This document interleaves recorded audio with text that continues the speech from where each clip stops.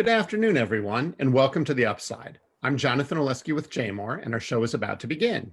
It is my pleasure to introduce our two wonderful hosts, Beth Goldsmith, Chair of the Associated Jewish Federation of Baltimore, and Dr. Scott Rifkin, publisher of JMOR. Just a quick programming note, Scott is calling in from his car, so he'll be asking questions with Beth from the road, and I'll be doing the introduction for Scott today. So Beth, take it away. Thanks, Jonathan. And again, everyone, welcome. Welcome to all our viewers to The Upside. This is our virtual show brought to you by the Associated Jewish Federation of Baltimore and JMOR Magazine to keep our Baltimore community really informed during these times of uncertainty. And I will add, to always keep us looking for the upside. The coronavirus has been in this country for about 6 months. And many of us are certainly aware of precautions we need to take. But back in early March, I don't think any of us had an idea of what was to come. And that's when Michael Green and his wife Gail traveled to New York to take in some shows and enjoy the city. Little did they know that the trip would change their lives. Shortly thereafter, Michael contracted COVID-19, one of the first cases in Baltimore. He spent the next 2.5 months at Mercy Medical Center, including 49 days on a ventilator, followed by rehab at Levendale. Jonathan? All right, thank you, Beth. So today we're going to talk with Michael about what he has gone through since his diagnosis. We're also joined by Shannon Wollman, and Shannon, I think you need to unmute yourself there, who came down with COVID-19 this spring, despite being extremely vigilant following all safety protocols. Since she has recovered, she has donated plasma in hopes of helping other community members. Michael and Shannon, thank you so much for joining us today. Beth, why don't you start, then we'll go to Scott. Okay, thank you both for being here. I feel really honored because I actually know both of you and I knew you before and now I know you after. So I'm really looking forward to hearing your stories. So why don't we start with that? Shannon, can you just tell us your story? Sure, and it's a pleasure and an honor to be part of the program today. So thank you so much for having me. My story is different than Michael's, as he's going to share, I'm sure. I got sick in mid-May. So I was several months into the pandemic really being absolutely a real thing in Baltimore. We were still, I think, maybe in phase 1. So numbers were still really high. So as would be, I really was living what I thought to be a very vigilant lifestyle with mask wearing everywhere and hand washing and very limited activity out and about. I work for Gilchrist, which is a hospice organization in town, and was coming into the office about 1 to 2 days a week. But other than that was telecommuting, and I'd go to the grocery store. So those were sort of my two excursions that I would say where I was around other people. I have no idea how I got how I caught the virus. It had to have been in one of those two sort of locations, which then again just goes to show living the most vigilant lifestyle that I thought I was, and in such limited contact with people, somehow I still did catch it. I woke up one morning with a little bit of a tickle in my throat. Not a sore throat, just a tiny little tickle at the bottom. Not feeling horrible, but feeling a little off. And as the day progressed, I noticed that tickle was turning into a little bit of a cough. My brain didn't go to COVID. Why would it? But I thought, am I going to be catching a cold right now in the middle of May? Who wants that? And but an hour or two later, I thought, I'm just going to take my temperature just to see. I didn't feel like I had a temperature. I did take it, and I did have a fever. I was shocked, and I actually reached out to my sister right away, who's a physician, and she said, "Oh my goodness, you don't have COVID. Don't overreact. But you know what? To be on the safe side, why don't you self-isolate in the house just to make sure? Because I live with my wife and my son." So I did. I grabbed all my stuff. I went into the guest room. By the next morning, I woke up, my fever was much higher. I just had a gut feeling that this had to be COVID. I couldn't imagine what else it could be. So I went and got tested, and sure enough, I was positive. I found out a couple days later. Each day I got progressively worse. So the first couple of days I thought, if this is COVID, I can handle this. This is pretty, low key. I didn't lose my sense of taste or smell. My fever continued. I started having some GI issues, which weren't pleasant, but GI issues and a little bit of a fever. I thought, okay. And the cough kind of stayed. 6 days later, I took a turn. My fever stayed, my GI issues stayed, my breathing was starting to be impacted. And I just really felt like the flu times 1,000. I had never been so sick in my whole life. And I have a high threshold for not feeling well. And I actually had open heart surgery in 2011. So I know what it's like to really be knocked out. This was beyond anything I had ever felt before. And I've had the flu. This was definitely not the flu. I did go to the emergency room because my sister recommended, because of my breathing challenges, not to mess around with that. And I was diagnosed with double pneumonia in both lungs. Again, not to the extent of Michael. My other vitals were strong enough that they sent me home, thankfully, because I will say that the fear of being dropped off at an emergency room doorway with no one that can come in with you from your family, and not knowing at that point what my next step would be. What are they going to find? Will I wind up in the ICU? Will I ever see my wife again? I'm a Broadway person. There's an actor, Nick Cordero, that I think a lot of people might have sort of followed his story.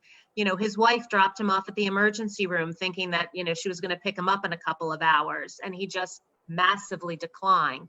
And thoughts like that were in my head. So it was really just terribly frightening.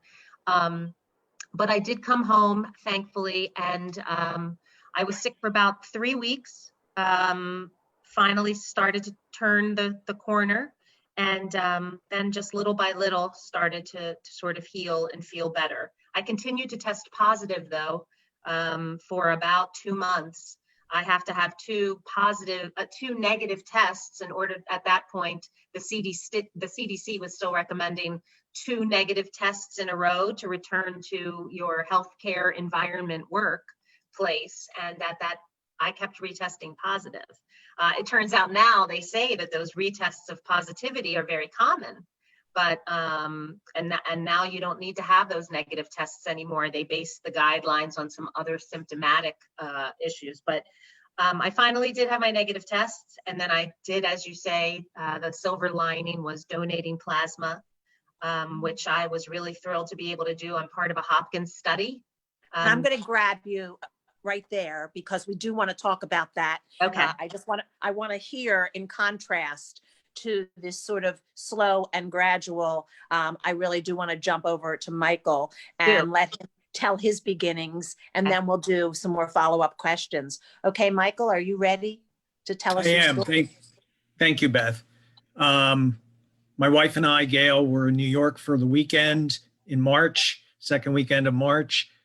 We were going to see a couple shows, walk around. It was very crowded. We were with a lot of, we were in the middle of a lot of people. We saw the shows. We walked through Times Square. I'm still convinced I got it at the M&M store in Times Square because it was just, so crowded. We came home on Sunday. By Tuesday, I was feeling sick. It got worse as the week went on. Called the doctors. They said, well, try Tamiflu. Maybe it's the flu. I tried the Tamiflu, didn't help. Then they said, come on in and get tested. And back then they were testing you for the flu first. And then only if the flu came back negative would they then give you a COVID test. So flu came back negative. I took a COVID test at Mercy. And they then called me and said, come into the emergency room. They didn't have the results back, but they said, come into the emergency room. And so I went to the emergency room. Gail dropped me off. They wouldn't let her come in. They then sent her to get tested. She came back positive, but never had a symptom, never had a symptom. They talked to me, they did chest x-rays. They found that my lungs were really in a horrible shape. I was having trouble breathing. And they then admitted me to the ICU because it had gotten worse in just a matter of 2 days. They told me that the only plan was to intubate me and put me on a ventilator, which I had read about and heard that that was the worst thing that you could have happen to you. The doctor later on, after I, a couple months later, said to me, she goes, "You remember what you said to me, the last thing you said to me when I told you we were going to put you on a ventilator?" And I said, "No, I don't remember. What did I say?" She said, "You said to me, I'm going to die, aren't I?" And she said, not everybody does. And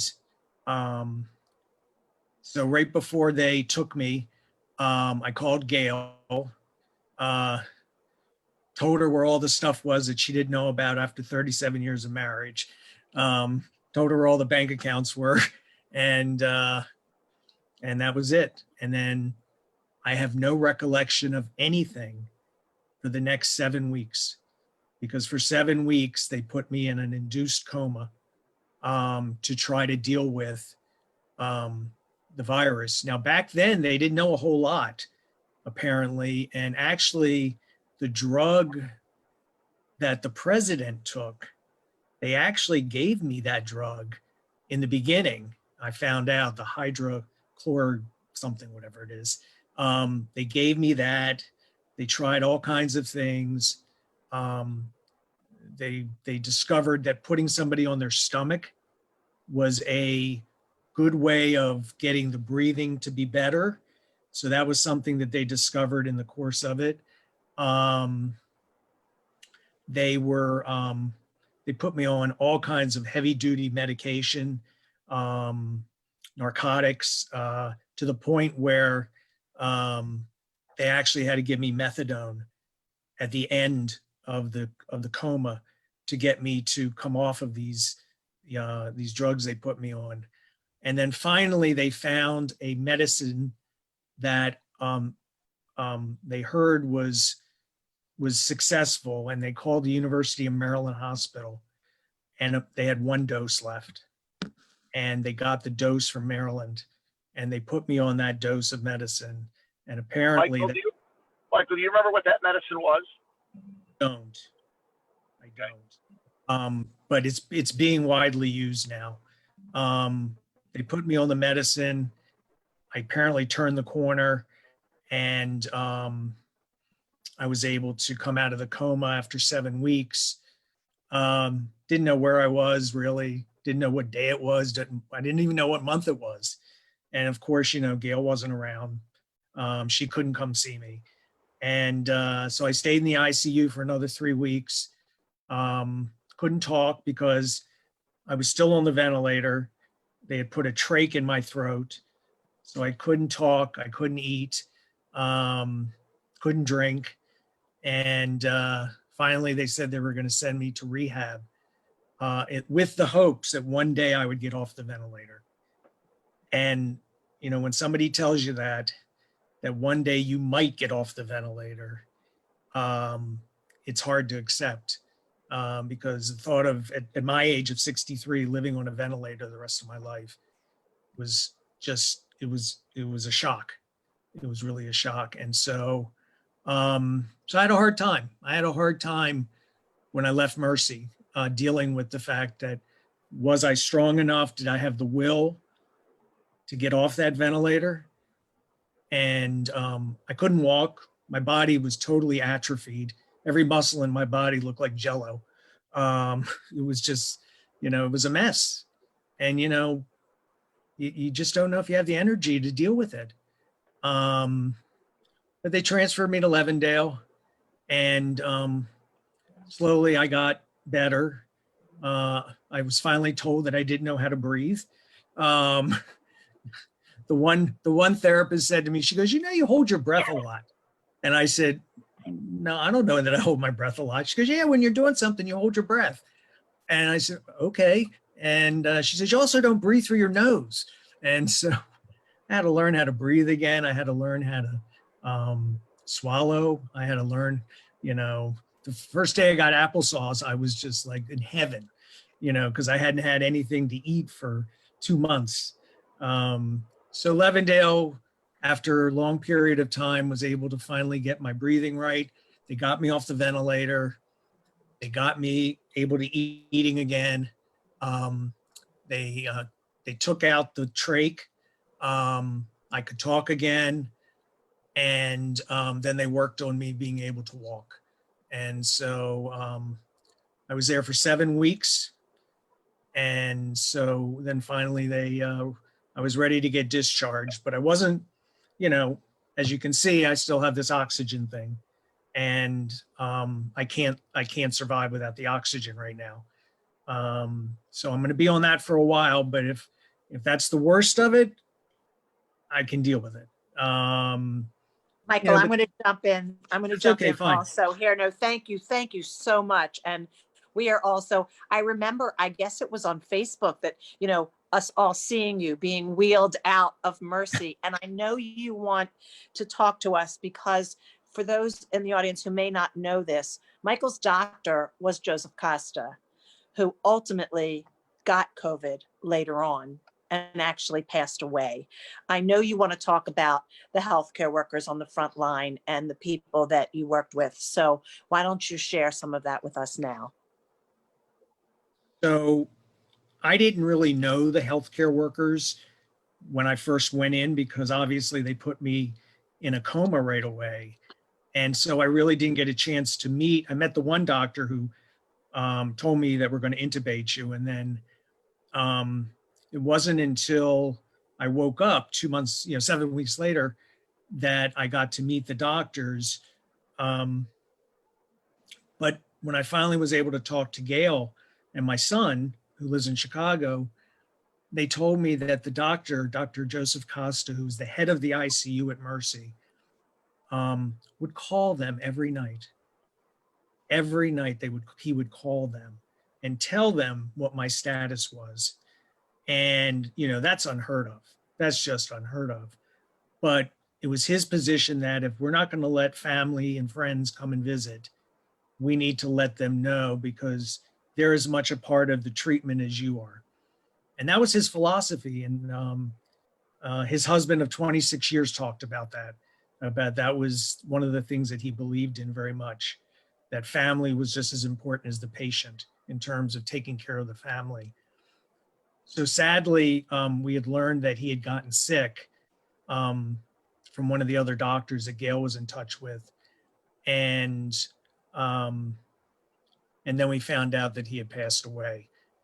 He got the COVID. He refused to not work. And despite the fact that he had a serious underlying lung condition, which he shouldn't have been in there. And yet he still worked and to all hours of the night running that ICU. And, Mercy should be very grateful for what he did and everybody who he treated. But you have no idea. I mean, these healthcare workers, they act as if, they don't shy away from you. I mean, they don't, worry that if they touch you or get near you, that all of a sudden it's going to be the end of the world. I mean, these people are amazing, absolutely amazing. And Beth, what drives me crazy is the people out there who don't do what they should be doing right now, who don't wear the mask, who don't socially separate, and they have no idea what these people are dealing with and going through as frontline providers. And if they only knew, I would hope that it would change the way that they deal with, the disease. But sadly, they don't. So I was, it was very sad when when he passed away. So. Yeah, it was a tragic loss for our community. I know that, he was so dedicated. Shannon and I've seen you nodding through all of this. I know, first of all, the work you do at Gilchrist, clearly, this is something that is on your mind always. And you not having to have been hospitalized still had the support of your family and, in ways that Michael wasn't able to, perhaps. Want to talk a little about that? Sure. I mean, first I want to say that I was also struck, even just in the emergency room environment, how the staff just could not have been more to what Michael was saying. Like, there was no fear.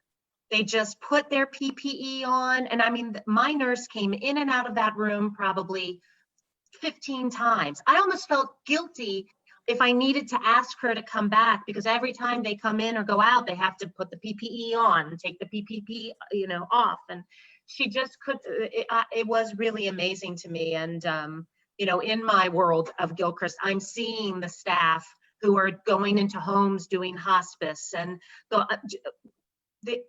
the healthcare workers are just doing exactly what they have trained to do with no fear, and putting themselves at such harm's way regardless, because that's the commitment that they've made. And Michael, amen to what you said. It just drives me crazy every day when I see on Facebook how many people are not really doing what they should be doing. But I'm lucky. When I was home, my family quarantined for 14 days. You have that table set up outside of your room where all my meals were delivered to, and not being able to have sort of any interaction with anyone for that period of time was so isolating. And but you do see how many people just, it is that love and support through I'm such a believer in positivity. And I'm sure Michael, I mean, my God, the prayers that must have been coming, to you, I feel like that's can be very, very powerful. And I think we're also lucky in our community here, in our Jewish community. It is such a supportive environment. And I know that people can say what they will about Facebook, but when you put that word out on the street that way, and all the messages of love and prayer and support, I think definitely made a difference. I'm very grateful to my sister, who, like I said, was a physician and really sort of guided along. It's nice to be able to have that connection to either your doctor or someone who really can answer any question, because you get so nervous. What is this? Oh, I have a pain in my calf. Is it a blood clot? I mean, all these little things pop up. But I'll say that after my fever ended and I could leave that room and get a hug, that was really impactful. I feel like out of sight, out of mind. Is Scott even on anymore? Jonathan, Scott, are you out there? Do you want to ask a question, or should I keep going? So he's muted right now, Beth. Why don't you go ahead and ask this one, and then Scott, if you're able to ask the next one, go ahead. Right. Thank you very much. I didn't want to ignore him, but when I don't see his face, No, I'm back. I dropped off for a second. When I came back on, I couldn't get unmuted. So Well, I apologize for that. So do you want to jump in with a question? Sure. So it's funny. I'm a physician, but I want to ask non-physician questions. Michael made the comment about how he's amazed that people aren't wearing their masks and keeping distance and doing all the sort of smart things in this. I'd love to hear how you both view this portion of our society that wants to make this disease into a political issue, whatever side of the politics you're on. And people out there that are saying that masks and PPE and separation isn't necessary and it's just a political thing. So I'd love to hear how two survivors of this view that thought process. Well, it's an interesting issue because it's become political, even though it doesn't have to be political. Wearing a mask is not a difficult thing. It's easy just to put a mask on. And for those who feel so strongly that they don't have to wear a mask, to me, there's no rationale to that. If you can save yourself by wearing a mask, you can save somebody else by wearing a mask, what's the big deal? I mean, it's just a mask. I mean, no, it's not the most comfortable thing in the world. You can't always understand what somebody's saying to you when the mask is on. But, it's so easy to do. And when you hear the professionals say that this is probably the best thing you can do, considering, because there's not a lot of things you can do. I mean, I'm not a real believer that if you go into somewhere that even though they've sprayed everything and wiped it down, that there's still not some ability to, maybe get infected. But wearing a mask is really easy, so easy that everybody should just do it routinely. It's like wearing your, I don't know, putting on your socks and underwear. I mean, it just should be part of your, what you do every day. And so unfortunately it has become a political issue, but that's been something that we're dealing with that I probably shouldn't comment on in terms of my feelings, strong feelings about that. The social distancing is tough.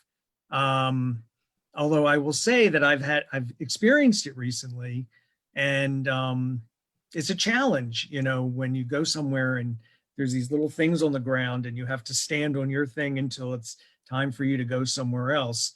To move up in the line. But, if that's what it is, that's what it is. I mean, it's funny. I've been to Israel a number of times, and people come back from Israel and they say, geez, at every bar and restaurant and store or mall or any place you go, there's always somebody sitting there with a gun, and, how horrible is that? Or how difficult is that? But to them, it's a way of life, and they're used to it. And so to go into the store and be checked or something, and then they go in, it's no big deal. And so, if you start to do things, they can become no big deal, and yet it can save lives. So I just think that from a political standpoint, Scott, I wish that everybody could get on that same page, but sadly, it's not going to happen. Well, if I can add, and without, again, I don't want to get into any sort of political conversation here, but I feel like when the scientists are saying that masks and social distancing make the difference of being effective or not, how can anyone question the science? I don't wear the mask for me. I wear the mask for my mother. I wear the mask for, when I'm walking through the Giant, all of the immunocompromised people that have the capacity of getting ill. I think that, we need to live in a society where it's not about us, it's about others. And back to what I said earlier about our Jewish community, I mean, that's who we are. We so much of how we are raised is to, care for mankind and give tzedakah and think about other people. So in this time, more importantly than ever, I want to make sure that I can still see my mother, who was amazing when I was sick and probably was so scared that I was, not gonna live. I want to be able to make sure she stays healthy and doesn't get ill. She's older, she's at risk. These are such easy decisions for us to make, and it's about being selfish. We're not selfish. And I think we should all think about being a little less selfish in terms of this virus. Shannon. It seems today to be the most patriotic thing somebody can do is to protect everybody around them. I've mentioned on this show before that my son is an ICU doctor, or was for 4 months, in the middle of the COVID epidemic in New York City. You know, he was at one of the Columbia hospitals and kept a journal during the whole thing. I've read parts of it, and it's full of hope and fear and depression and interest in how to solve the problems of the disease. But what amazes me is that these folks won't wear masks to protect my son. And I just take it really personally. So I appreciate what you've said to the audience today. We have 3,000 or 4,000 people that listen to this show every week. And I appreciate you getting that message out to the audience about how important it is that they protect their neighbors and their families. Beth and Scott, we have a question from an audience member. So John in Roland Park, and this is probably more for Shannon than Michael, and Michael, you'll see why in a minute, wanted to know, after you had COVID, if any contract tracing efforts were put in place to try to figure out where you got it, Shannon. Michael, I know you referenced you thought you might have got it at the M&M store in Times Square. So any thoughts on that, Shannon or Michael? So, you know, when I was ill in the mid-May, contract tracing had begun, but Right. I have to say I was disappointed. I did not receive a call from the health department. So there was no contact tracing done for my case. Got it. Yeah, And Shannon, what I'm hearing in general is that it almost doesn't exist even still, unfortunately. You know, a lot of our politicians, they want to be on TV, you know, on CNN or whatever, but they're not really putting into place what we need to do to get our arms around this thing. It's a shame.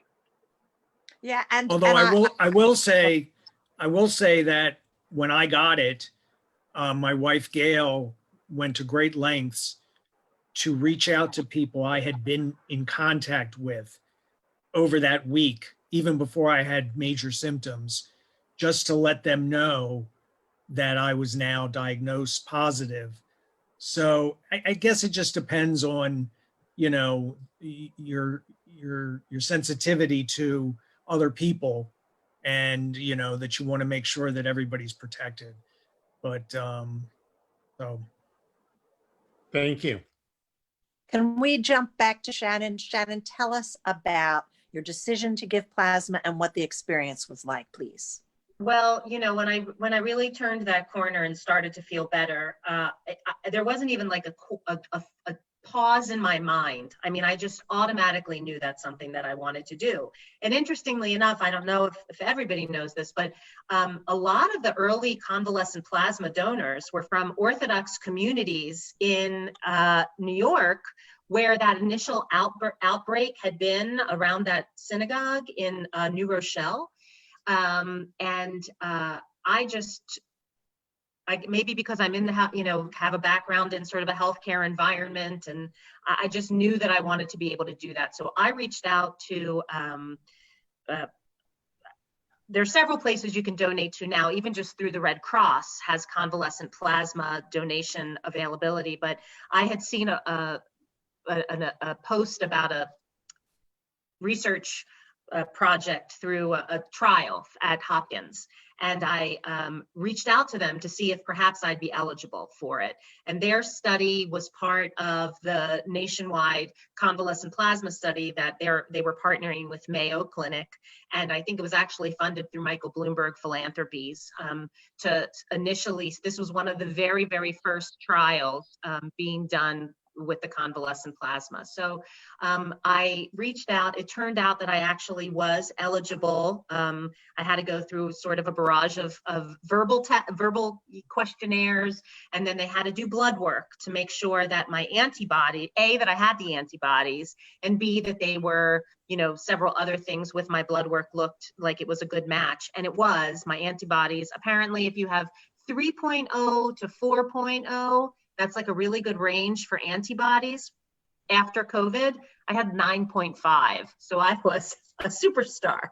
So I've donated plasma twice now. And I really am so glad that I did it. I do feel, again, it's my sort of They think the window of antibodies might not last very long. So I'm living my life now as though I could easily catch it again. I've always kind of felt that way. A lot of people say, oh my God, aren't you so relieved? You've had it. Now you've had it. I think I could totally catch it again. And the science, again, as it goes on, is so new. There's so much they don't know yet about it, but they think that the window of antibodies might only be 3 months. So I figured if I'm only going to have these antibodies for 3 months, I'd rather be able to help somebody or more in that 3-month window. So that's what I did. And I was happy about it. And what I really liked, I've tried to kind of be a spokesperson on Facebook about just being sick and the plasma, and several people have reached out to me about how to donate.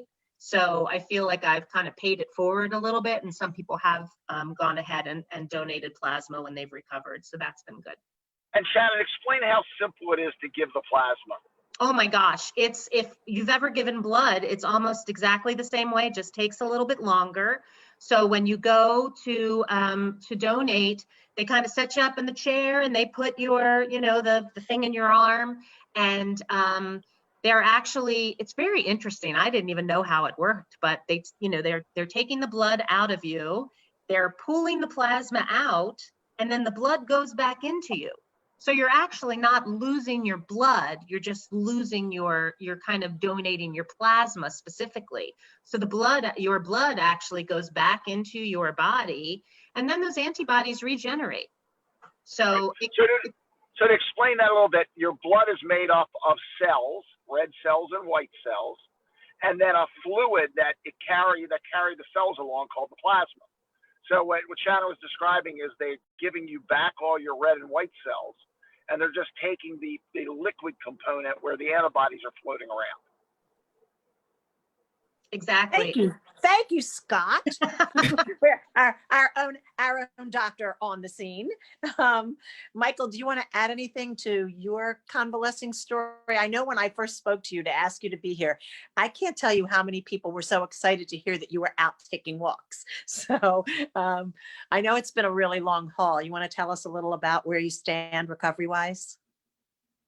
Well, Shannon just convinced me I need to go give plasma. Gail went to get plasma, but apparently they said her veins were too small and she couldn't give it. So I think I've got to go do it now. You guilted me, like you can't believe just now, into getting the plasma. I will tell you that once I got off the ventilator and they took the trach out, it's like there was a sense of total relief. And then I could focus on trying to learn how to walk again and build up my muscles. Came home, had home rehab, and it was a challenge. I mean, it was, Gail was pretty much taking care of everything for me, not only physically, but, I'm a lawyer. I have my own law practice. So she stepped in and she took care of all of that. And, that was weighing on me a lot because I probably, there's a likelihood I'll retire because of this, which wouldn't have happened for another 3 or 5 years. But slowly it's gotten better and better. It helps that a week after I got home, my daughter had our first grandchild. And so that has kept us very excited, whenever she comes over, and they live right down the street. So she comes over a lot, and we get to see him all the time. And so that's been a really nice, thing for us. And it's kind of takes your mind off of your problems. You don't worry so much about what you're dealing with. And so I'm getting there. I mean, I'm walking without a walker and a cane now, and I just have to lug around the oxygen when we go out. But very thankful that I'm able to do this and actually sit here today and talk with you all. And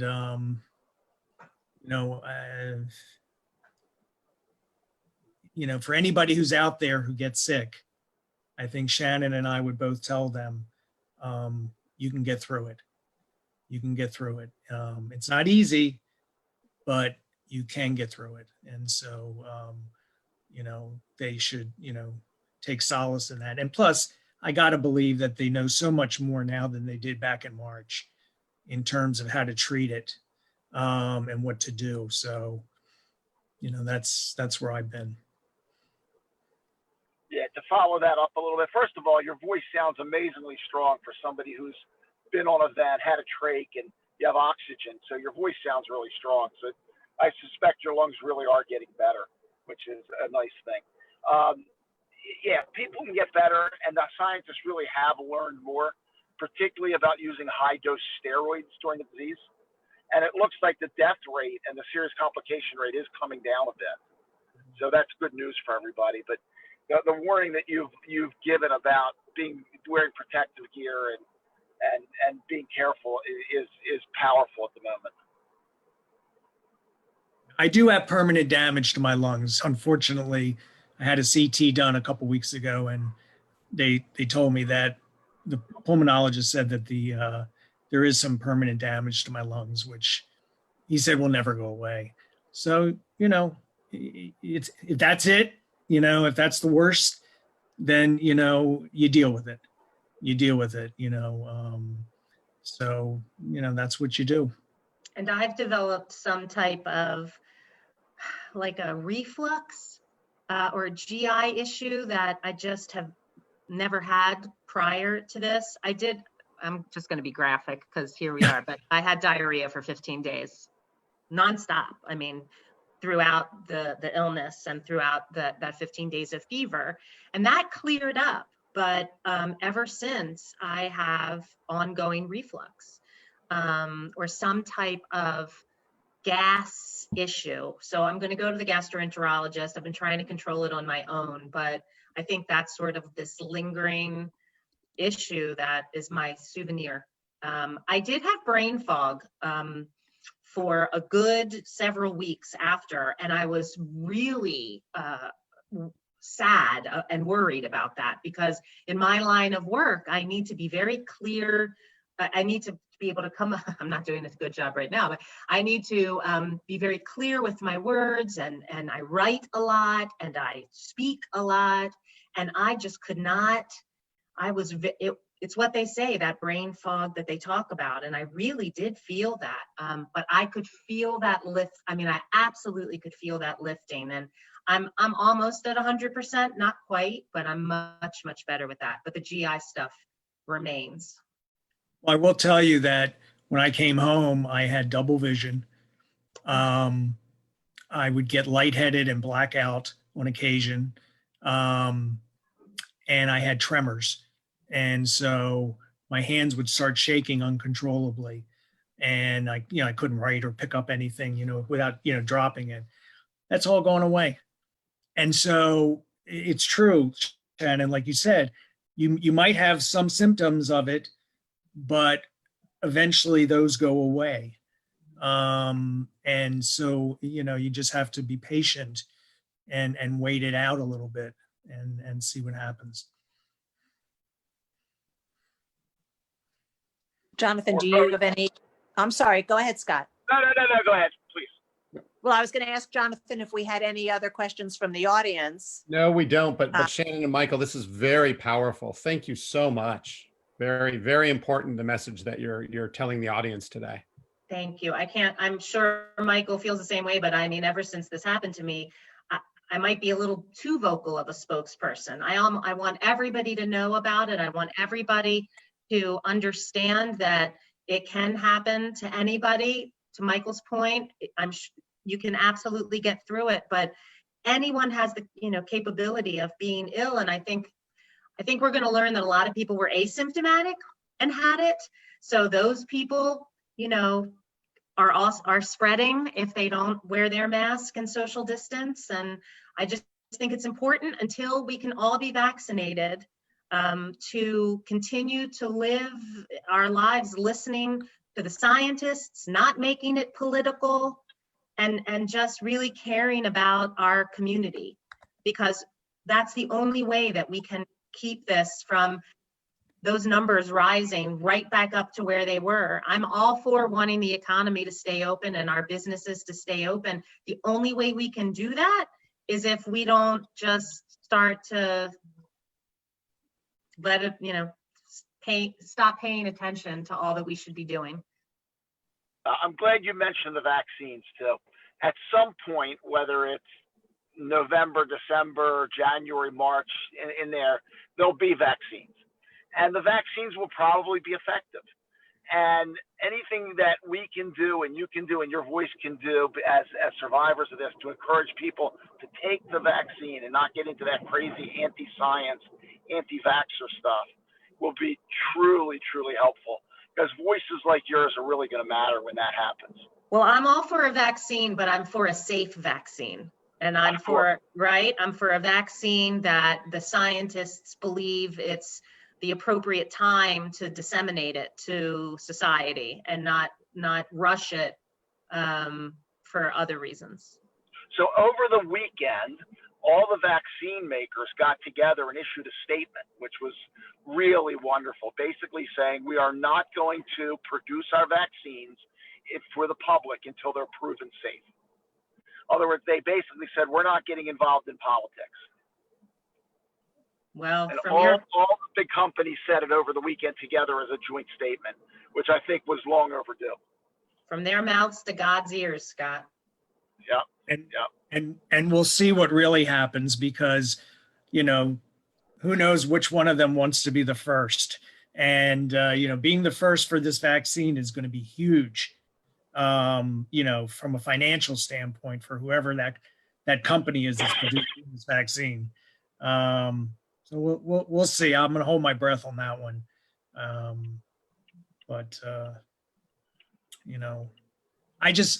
One thing I'll say, I don't know how we accept the fact that 186,000 people have died in such a short period of time. And we can't lose sight of those people. I mean, you can't say there was no reason for it, because, a pandemic's a pandemic. But, I think about myself at 63, and I didn't die, and I got a break. I was lucky. But there were so many young people who died and had their whole lives ahead of them. And we just really need to think about them more and think about what they went through. It's just so many people, too many people. It's going to be 200,000 by the end of the year or more. Yeah, the projections are actually up to about 400 by the time it's over. I mean, it's unbelievable. For a country like ours to have that happen, it's shameful. It really is shameful. Yeah, no, we agree. Well, thank you both. I mean, your stories are powerful. I can get on and talk medicine, and Beth can get on and talk about the social side of this and what Associated is doing and all the wonderful work they do. But there's no message more powerful than that comes from you. So we appreciate you took the time today. This show will be viewed by thousands of folks, and hopefully over the next few months continue to be viewed by folks, because it stays in the world of the cloud that I don't quite understand. And so that message is going to save lives, and we appreciate you guys taking the time today. Thank you for the opportunity. Thank you. Well, I guess while we're saying our thank yous, Jonathan. I will certainly add mine to both Michael and Shannon for being here today. It really, as Scott said, what happens is we're live now, but hopefully everyone who was on this show right now, listening and watching, will call a friend, will post it on their Facebook page, and let the rest of the community know so that they can tune in and really see. This was an extremely meaningful show, educational, and also so heartfelt from both of you. We obviously are so thrilled that you both are recovering, moving forward, and we wish you a continued wonderful recovery and good life ahead. Michael, retirement's not so bad. So it'll give us more time to go to Israel when we can. Wait to get back. Yeah. All right. So before we sign off today, I just want to also remind everyone about an upcoming program. It's called the Community Kvel. Join us and other Jewish federations from around the country on September 16th at 1:30 p.m. There's surprise celebrity guests, actually, and we'll be kicking off our campaign at that time. You can go to the Associated's community events page to learn more about that. And as always, you can go to associated.org and jmoreliving.com for more information, stories, and resources. And please don't forget to join us again next Tuesday, September 15th at noon. And in the meantime, to everyone out there, please stay well. Thank you, everyone. Shannon, Michael, thanks a lot. Thank you. Happy and healthy New Year. Yes.